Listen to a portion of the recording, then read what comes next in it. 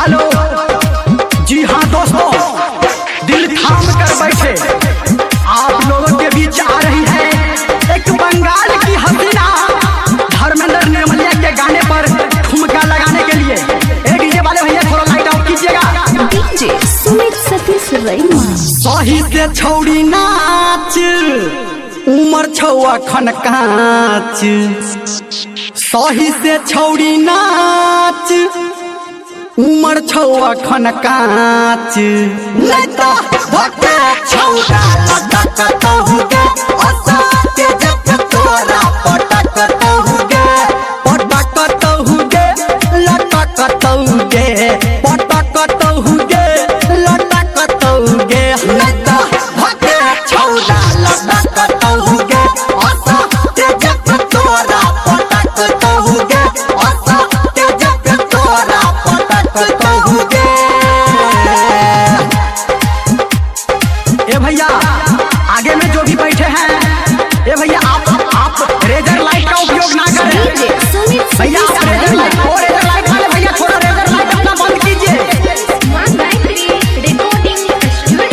ए नाने छौड़ी बैठ, कन्या लहंगा उठा के बैठ। ए नाने छौड़ी बैठ, कन्या लहंगा उठा के बैठ। नहीं तो लफुआ छौड़ा जोहट तहुगे, असा तेज तोरा पटक तहुगे, पटक तहुगे, लटक तहुगे, पटक तहुगे, लटक तहुगे। लटा भके छौड़ा लटक तहुगे, असा तेज तोरा पटक तहुगे। हाँ तो आप हैं शहर लता गुरु जी, आपके तरफ से हमारे छपने का नाच देखकर 101 रुपया आया है। धन्यवाद भैया आपको।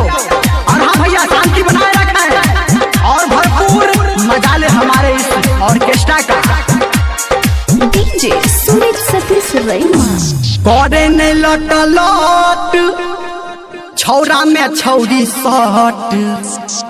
करे नहीं लट लट, छौरा में कने सट। नहीं तो फूला लगा लूटे कट तहुगे, असा तेज छौरा पटक तहुगे, पटक तहुगे, लटक तहुगे, पटक तहुगे, लटक तहुगे। नहीं तो फूला लगा छौरा कट तहुगे, असा तेज तोरा लटक तहुगे, असा तेज छौरा पटक तहुगे। और आप हैं इनाम के दौर में महाकाल ग्रुप। जी हाँ महाकाल ग्रुप, इसका कहना है अनहरिया में जीत देता हूँ। ये भी गाना भैया बजवाएं। जी जरूर ये भी गाना बजवाएंगे।